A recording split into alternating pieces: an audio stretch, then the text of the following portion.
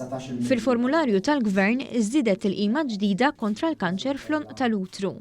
Id-Deputant Prim Ministru Ministru għas-Saħħa Chris Fearn spjega li din it-tilqima li hija wkoll miżura tal-budget tolqot 9 tipi ta' viruses fl-onq tal-utru, b'differenza għal dik li kienet tingħata sal-lum li tolqot biss 2 tipi.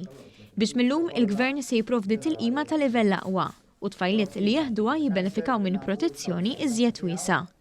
Il-kanċer fl-onq tal-utru jista' jolqot nisa ta' kull età u f'Malta jfeġġu bejn 20 u 30 każ ġdid fis-sena. Allura l-appellu biex dawk li jirċievu l-invit jitlaqmu.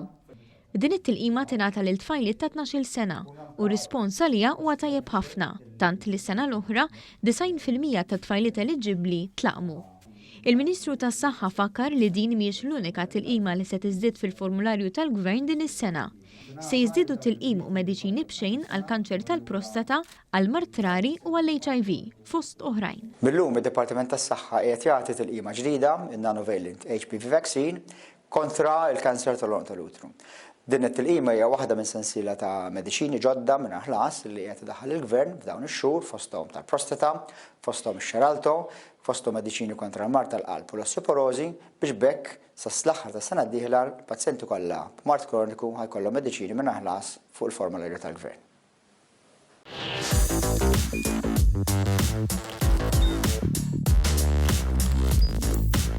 Idħol fuq one.com.mt u hemmhekk tista' tara l-programmi kollha li jxandru fuq One permezz ta' One Play.